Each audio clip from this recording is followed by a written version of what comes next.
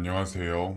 이런데 사연은 뭐 대단히 큰일이라도 있어야 쓰는 건 줄 알았는데 꼭 그런 것도 아니네요. 은혜를 원수로 갚는 게 아니라 인간 이하의 짓거리를 하고 다닌 인간들을 좀 고발하고 싶어서 사연을 신청하게 되었어요. 다른 사람들한테 말을 하기도 부끄럽고 제가 제 얼굴에 침을 뱉는 것 같아서 이렇게라도 해야 제가 속이 좀 시원할 것 같거든요. 솔직히 저는 다른 사람들이 말하는 금수저, 은수저 중에서 그래도 중간은 되는 집에서 자랐다고 생각해요. 크게 돈 문제로 속썩여 본 적도 없고 부모님과 함께 살 때에는 모든 게 예쁘고 세상은 다 정겹다고 느꼈는데 그게 다 우물한 개구리였던 것 같아요. 저도 부모님의 품에 살다가 서른이 다 되어 독립을 하게 되었어요. 부모님이 사업을 하시다 보니 기복이 있긴 하지만 꽤 오래 운영하던 회사라 나름 탄탄했고요. 덕분에 저는 서른이 다 되어 작은 오피스텔을 얻어 반강제로 독립을 하게 되었고 부모님은 이후 회사를 전문 경영인에게 맡겨둔 채 전원 생활을 즐기러 들어가셨습니다. 저는 원래 꾸미는 걸 좋아해서 샵앤샵이라고 해서 친구의 미용실에서 네일숍을 운영하고 있었고 그 미용실의 단골 손님이던 신랑을 처음으로 만나게 되었습니다. 남자도 손톱 관리 같은 거 해요? 잘 안 하기는 하지만 그래도 기본 관리는 하시는 분들도 종종 있어요. 혹시 시간 되시면 머리하러 왔다가 손도 관리받고 가도 돼요? 네? 네, 당연하죠. 그렇게 머리를 하러 올 때마다 손을 케어받고 가던 그 사람은 언젠가부터 저에게 마음을 표시했고 저도 혼자 지내는 게 외로워서 그랬던 건지 그 사람에게 마음을 열게 되었습니다. 살림 솜씨가 서툰 저보다 신랑은 손이 야무져서 저희 집에서 자주 만났고 그럴 때마다 청소나 음식 등을 하면서 가정적인 모습을 많이 보여왔습니다. 그리고 그런 모습들이 마치 저희 친정아버지의 모습 같아서 결혼을 하게 된다면 이런 사람과 하고 싶다는 생각을 하게 되었어요. 신랑에게 조금 특이한 모습이라고 하면 저와 동갑인 여동생이 있는데 그 동생과 유별스럽게도 친하다는 것이었어요. 저도 결혼한 오빠가 있고 신랑도 여동생이 있는 집안이다 보니 서로 통하는 게 있을 거라 생각했는데 정말 맞는 게 없더라고요. 나는 예전에 오빠가 내가 먹으려고 챙겨둔 음식 먹어서 엄청 싸운 적 있어. 자기는 그런 적 없어? 어? 나도 그런 적 있긴 한데 동생이 먹었는데 왜 싸워? 내 건데 말도 없이 먹었으니까. 그리고 심지어 우리 오빠는 그거 좋아하지도 않는데 나 놀리려고 먹은 거거든. 아, 나는 부모님이 어려서부터 일을 다니셔서 동생을 거의 키우다시피 해서 그런 건 없는 것 같아. 그럼 안 싸워? 싸울 일이 없었어. 그냥 내가 양보하고 동생도 그런 거 아니까 좀 크고 나서부터는 잘 챙겨주던데. 와, 동생분 꼭 만나보고 싶다. 연애를 할 때에는 그저 신기한 사이라고 생각한 정도였고 결혼을 준비하면서부터 함께 종종 만나게 되었습니다. 처음에는 시댁에 인사를 갈 때 선물을 준비하는데 그 자리에 여동생을 데리고 왔더라고요. 미리 말을 하고 데려온 게 아니라 조금 불쾌하기도 했지만 그래도 남자보다는 여자가 선물 같은 건 더 잘 고를 거라 생각했고 실제로도 도움이 되었습니다. 사실 저는 저희 부모님이 액세서리 같은 걸 즐겨 하시는 편이 아니다 보니 곶감이나 과일 같은 식품 쪽으로 생각을 했었는데 시누이 덕분에 시어머님께는 스카프를 사드리고 시아버님께는 벨트를 샀는데 생각보다 가격이 비싸긴 했지만 그래도 두 분이 너무 좋아하셔서 저도 뿌듯했거든요. 하지만 문제는 저희 가족들이었어요. 처음 신랑을 인사드리러 간 날부터 신랑을 영 못마땅해 하던 부모님은 결국 결혼을 반대하셨고 저는 그런 부모님의 뜻을 꺾고서라도 결혼을 하고 싶었습니다. 부모님이 그렇게까지 반대하는 결혼을 해야 한다면 경제적으로 도움을 줄 생각도 없고 알아서 살아라며 못을 박으셨습니다. 저는 그런 부모님을 이해할 수 없었지만 당시에는 신랑을 놓치면 저는 평생 이런 사람을 만날 수 없을 거란 생각에 부모님께 결혼식에만 참석을 해달라고 하였습니다. 그래서 시댁에도 도움을 받지 못하고 대출을 끼고 신혼집에 입주를 했습니다. 오래 살 생각으로 둘이 살지만 30평대 아파트를 했고 빠듯하긴 했지만 대출금을 갚으며 열심히 지내고 있었어요. 퇴근 후에는 신랑과 함께 간단한 안주를 만들어 술도 한 잔씩 하며 하루 동안 있었던 일을 나누는 게 하루의 마지막 일과였고 저희의 작은 행복이었습니다. 물론 생활이 빠듯하다 보니 그것조차 여유가 안 될 때도 있었지만 그렇게 2년 넘는 시간을 서로 의지하며 지내왔습니다. 여보, 이번 주에 시간 어때? 이번 주에 별일 없어. 무슨 일 있어? 아, 집에 잠깐 오라셔서. 그래, 그럼 다녀오자. 점심때 갈까? 그렇게 주말에 저희는 시댁을 가게 되었고, 뭔가 예사롭지 않은 분위기를 저는 직감했습니다. 평소와 같이 밥을 먹고 평소와 같이 거실에 모여 담소를 나누고 있었지만 다들 표정이 좋지 않았어요. 이상한 분위기에 저는 결국 참지 못하고 이야기를 꺼내게 되었습니다. 아버님, 무슨 일 있으세요? 그게 사실 이번에 장사를 좀 해보려 한다. 아, 네네. 어떤 장사 하시려고요? 친한 친구놈이 조개구이집을 하는데 이게 마진율이 꽤 좋다더구나. 혹시 너희 집에서 원가를 좀 싸게 주면 좋지 않을까 해서. 네? 아, 저희 삼촌이요? 그래 그래. 삼촌분이 도매상 하신다고 들은 것 같아서 한번 잘 말씀드려볼게요. 장사는 어디서 하시려고요? 아무래도 번화가 쪽으로 나가야 하지 않을까 해. 집도 좀 정리하고. 네네, 싸게 납품받으면 그래도 다른 분들보다는 수익 내기 좋으실 것 같아요. 아버님, 응원할게요. 곧 퇴직을 앞두고 있던 시부모님이었으니 장사를 한다고 하는 게 그리 특별한 일은 아니었고 그저 저희 집에 도움을 받고자 하는 마음 때문에 조심스러워 보였습니다. 며칠 뒤 저는 삼촌에게 연락해 시댁의 상황을 알렸고 평소 저를 예뻐하시던 삼촌이 다른 곳보다 저렴하게 납품을 해주기로 약속하셨습니다. 그때부터 시댁은 본격적으로 장사 준비를 시작했어요. 집은 좀 더 작은 곳으로 옮기고 퇴직금을 당겨받아 가게를 계약했고 내부 인테리어까지 정말 마음을 먹기가 무섭지 추진력이 아주 대단할 정도였죠. 그렇게 시부모님이 장사를 시작하시고 다시 2년 정도 지났을 무렵 시부모님은 여전히 일에 바쁘셨고 저는 임신을 하게 되었어요. 기다렸던 아이였던 만큼 저는 기뻤지만 한편으로는 집에 나가는 대출금 생각에 마냥 기뻐할 순 없었습니다. 제가 일을 그만두게 되면 그만큼 돈이 모자라게 될 테니까요. 사실 만삭 전까지는 일을 할 생각이었는데 신랑이 저에게 한 가지 제안을 했습니다. 여보, 배도 이제 불러오고 하면 혼자서 생활하기도 힘들 텐데 우리 집에 영은이 들어와서 살라고 할까? 아가씨를? 무슨 일이 있어? 회사를 이직하는데 그게 우리 집 근처라서 자취방 알아보고 있더라고. 아, 자취방? 그래서 우리 집에서 같이 생활하면 영은이가 집안일도 도와줄 거고 생활비도 낼 거야. 그래도 좀 불편하지 않을까? 지금은 조금 불편할 수 있지만 그래도 쑥쑥이도 태어나면 집에 사람 하나라도 더 있는 게 낫지. 요즘 애들은 공동육아라고 하잖아.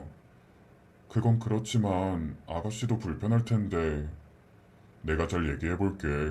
그래도 한 달에 50만 원은 생각하고 있는 것 같더라고. 내가 좀 더 챙겨달라고 해볼게. 그래. 그렇게 엉겁결에 시누이는 저희 집에서 함께 생활하게 되었습니다. 평소 연애 때부터 자주 보던 사이이다 보니 친구처럼은 아니더라도 저와도 제법 친분이 있었고 신랑은 시누이가 집에 들어오고 나서부터 더 열심히 집안일을 하기 시작했어요. 밥도 더 신경 써서 하고 청소도 더 신경 써서 하고요. 시누이는 회사가 좀 자유로운 편이라 10시 출근에 4시 퇴근을 하는 직장을 다니고 있어서 제가 일을 쉬기 시작하고부터는 마주칠 일이 잦았습니다. 서로 둘만 있을 때에는 나이가 같아서 아가씨, 새언니 등의 호칭을 사용하지 않아서 반말을 하며 지냈어요.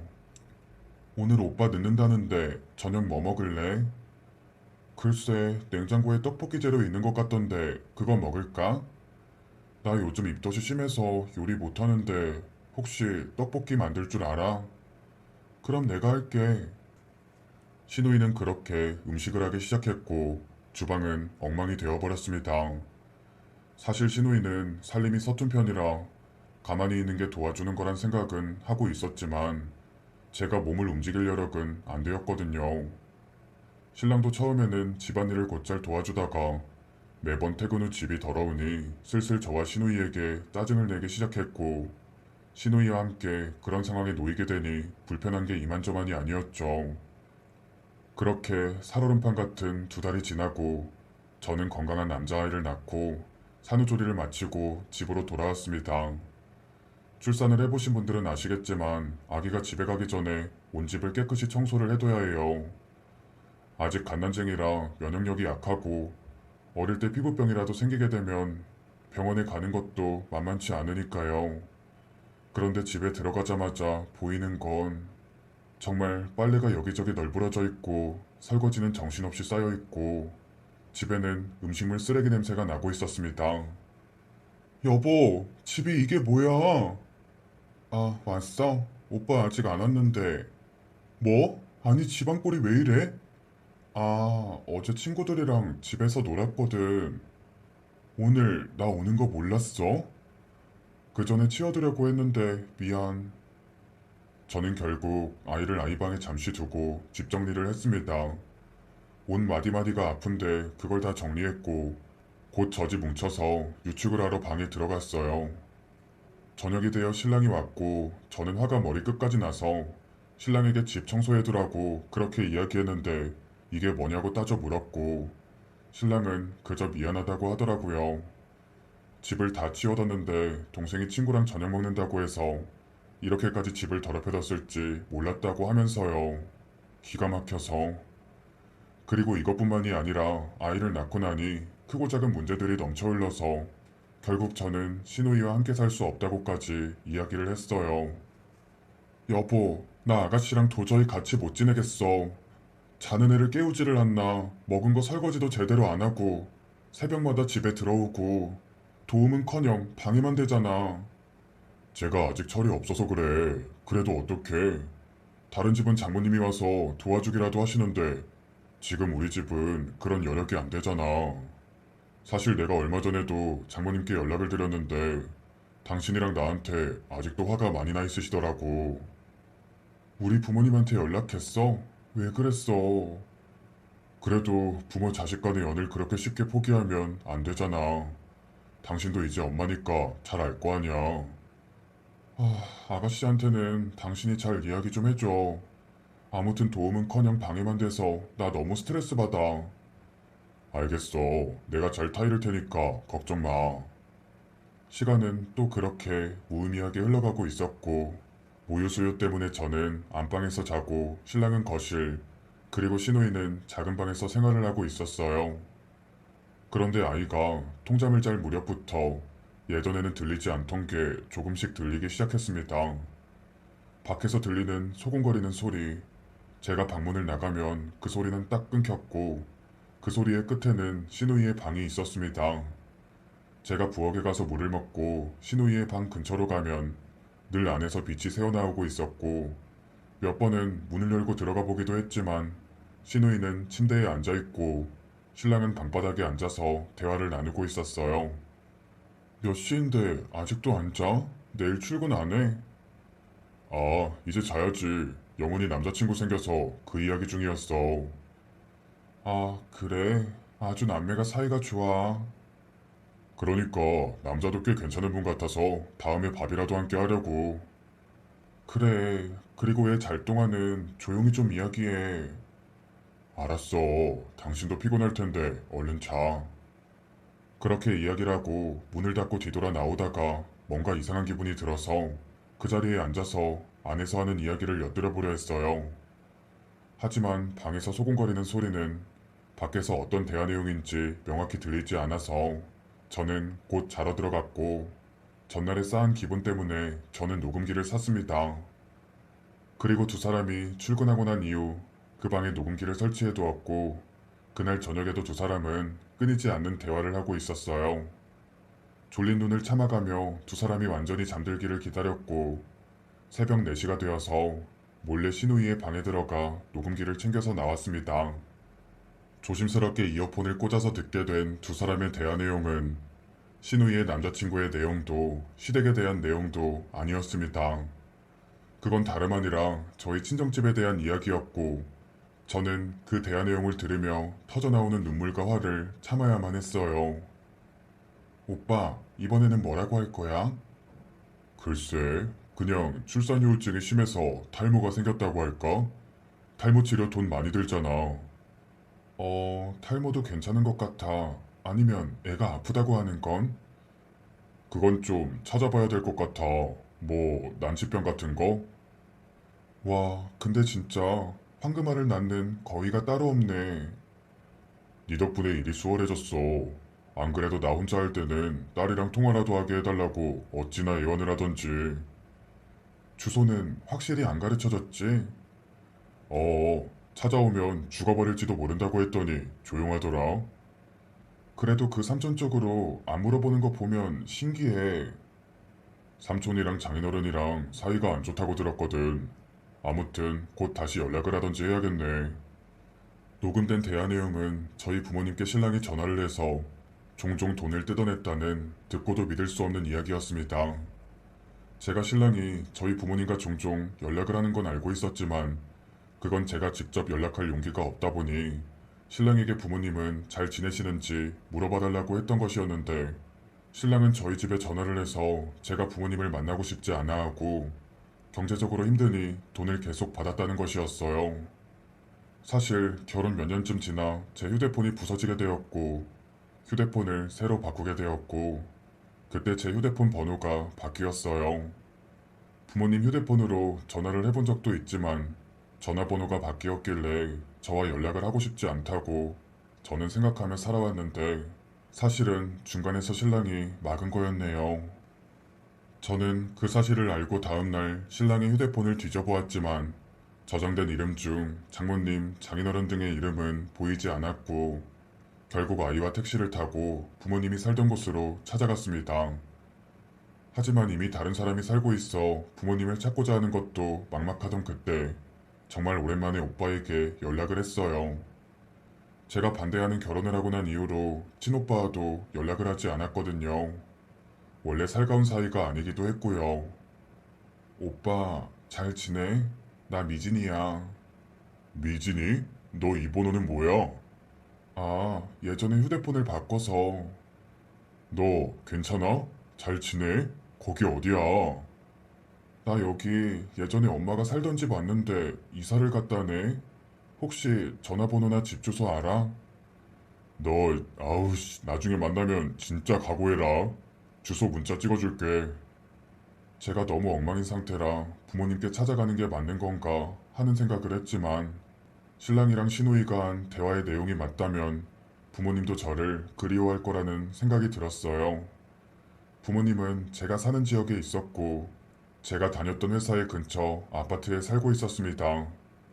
문 앞에서 벨을 눌러야 하나 말아야 하나 한참을 뜸들이고 있는데 결국 아이가 울음을 터뜨렸어요. 그 소리에 제가 놀라 허둥대는 사이 문 안에서 정말 너무나도 그리웠던 친정 어머니를 다시 보게 되었고 눈이 마주친 순간 어떤 말도 나오지 않은 채 우는 아이를 안고 저도 함께 울어버렸어요. 저희 어머니는 그런 제 손을 잡아 끌며 저를 집 안으로 들어가게 해주셨고 곧 차가운 냉수 한 잔을 떠오셨습니다. 그렇게 우는 저를 한참이나 바라보고 있던 어머니께서는 어디론가 전화를 했고 곧 너무 오랜만에 보는 아버지까지 왔습니다. 그동안 어떻게 지냈어? 이제 화 풀린 거야? 아니, 내가 화가 났던 게 아니라 엄마랑 아빠가 나 다시는 안 본다고. 그게 무슨 말이야? 자식 이기는 부모가 어디 있다고? 엄마, 아빠, 죄송해요. 그렇게 저는 부모님의 품에서 한참을 울었고 그동안의 이야기를 모두 듣게 되었습니다. 결혼 후 신랑은 부모님께 연락을 하며 종종 친한 척을 하려 했다고 합니다. 그런데 부모님은 벌이도 많지 않고 냄새가 나는 옷을 입고 다니는 신랑이 어쩐지 처음부터 마음에 들지 않으셨대요. 결혼을 하면 저를 고생만 시킬 것 같다고 생각을 해서요. 하지만 결혼 후 자주 연락이 오며 살갑게 하려는 신랑에게 조금씩 마음을 열었고 제 안부를 물어보셨다고 합니다. 그때부터 신랑의 거짓말이 시작된 거였어요. 제가 그때 상처받은 게 너무 커서 부모님과 인연을 끊겠다고 했다고 하면서요. 그러다 아이를 임신하고 나서는 경제적으로 힘들다며 돈을 받아가고 산후조리원을 예약할 돈이 없어서 시어머니가 애를 봐주려 한다고 하는 말에 산후조리원비와 도우미 비용을 보내줬다고 합니다. 최근에는 제가 신랑의 폰으로 직접 돈이 필요하다고 말을 했다고 하는데 그게 신호이라는 사실을 아는 저는 이게 사람이 맞나 하는 생각이 들었어요. 그런 식으로 조금씩 뜯긴 돈이 4천만 원 정도 된다고 하는데 그 말을 들으니 제가 그동안 같이 살았던 인간이 누구인가 하는 생각에 너무 소름이 돋았어요. 남자들은 힘들게 군대를 다녀오면 동지애가 생겨서 전역을 하고 난 이후에도 각별한 사이로 지낸다는 말을 들은 적이 있는데 함께 일하며 힘들게 대출금을 갚고 배가 불러 회사에 나가지 못했을 때는 집에서 부업까지 하며 대출금을 갚기 위해 노력을 했는데 정말 미친 것 같았습니다. 저희 집은 그저 신랑에게 황금알을 낳는 거위일 뿐이었고 저는 그런 황금알에 필요한 존재라는 생각이 들기 시작하니 오만정이 다 떨어졌어요. 부모님도 저에게 그동안의 제 상황에 대한 설명을 듣고 나서는 당장 신랑을 사기죄로 고소하겠다며 노발대발했고 그 와중에 저희 삼촌의 가게에서 싸게 납품받아 장사를 하는 시부모님까지 밉게 보이더라고요. 시부모님이 알고 있었든 아니든 그건 중요하지 않았어요. 다만 시댁도 저를 이용하려 한 사람일 뿐이었으니까요. 친정집에 간 순간부터 저는 이미 이혼을 생각하고 있었습니다. 다만 이대로 끝을 내버리기는 너무 화가 나고 억울해서 발을 뻗고 잘 수도 없을 것 같더라고요. 그나마 다행인 건 그 집이 제 명의였기 때문에 저는 그날 바로 부동산에 가서 집을 헐값에 팔아버렸습니다. 그리고 신랑과 시누이에게 제주도 항공권을 뽑아주고 아이 때문에 힘들었을 테니 잠시 여행이라도 다녀오라고 했고 모든 짐을 다 버렸어요. 컴퓨터, 가전제품, 가구 등등 팔 수 있는 건 다 팔아버렸고 제주도에서 돌아오기 하루 전에 새로운 사람들도 입주를 했습니다. 그리고 저는 그대로 잠수를 타버렸어요. 어차피 이혼을 하려면 만나서 정리를 해야 하는 게 맞지만 그냥 약 올리고 싶었거든요. 여행에서 다녀왔을 때 그 집에는 이미 다른 사람이 살고 있고 짐은 모두 다 없어졌으니 아주 난리가 나서는 제 휴대폰으로 전화와 문자가 오기 시작했고 저는 그대로 휴대폰을 꺼두었습니다. 제가 전화를 받지 않으니 그제야 생각이 난 건지 신랑은 저희 집으로 연락을 했고 저희 부모님은 모르는 일이라 딱 잡아댔습니다. 이후 한 달 정도 저는 숨어서 지내다가 한 달 후 시댁으로 찾아갔어요. 당연히 거기에는 시부모님과 갈 곳 없는 신랑과 시누이가 있었고 저는 변호사와 부모님과 함께 시댁으로 갔어요. 장인어른, 여보, 긴 말 안 해도 알겠지? 일말의 양심이 있다면 얌전히 이혼해주길 바란다. 당신 갑자기 왜 그래? 우리 애를 생각해야지. 애? 당신 애 울 때 제대로 봐준 적이 있기나 해? 양육권이 문제면 당신한테 줄게. 당신이 키울 수 있어? 그 자리에서 시부모님도 이상한 분위기를 감지한 건지 저희 부모님들한테 사돈 진정하시고 대화로 풉시다 하며 이야기를 했지만 저는 신랑에게 변호사를 통해 이야기를 하자고 하고 나갔습니다. 그리고 저는 시누이의 방에 들어가 옷장을 뒤지기 시작했고 거기는 역시나 저희 부모님이 제가 성인이 되고 선물해준 명품백이 있었어요. 저는 나오기 전에 시누이를 향해 도둑년이라고 말하는 걸 잊지 않았고 신랑도 변호사를 선임하는 바람에 변호사 비용이 생각보다 많이 들긴 했지만 그래도 저희 쪽으로 유리하게 이혼 소송을 마무리했습니다. 신랑에게 세게 말하려고 양육권 이야기를 하긴 했지만 저는 원래 아이를 포기할 생각이 없었고 지금은 부모님과 함께 살며 아이를 키우고 있습니다. 곧 아이와 함께 다시 독립을 해야겠지만 밑빠진 독에 물 붓는 것보다는 작은 독이라도 제가 제대로 채워나가는 게 옳은 삶이라는 걸 뼈저리게 느꼈습니다. 그리고 삼촌도 시댁과의 거래를 끊었으니 시댁과의 악연도 완전히 끝이 났다고 생각을 하고 있어요. 오냐오냐 하며 세상 무서운 줄 모르고 살다가 호되게 당하고 나니 세상에 믿을 사람 없고 내 가족이 가장 중요하다는 걸 알게 되었고, 이렇게 어렵게 배운 만큼 다시는 실수하지 않도록 아이만을 위해 누구보다 열심히 살아가도록 하겠습니다. 감사합니다.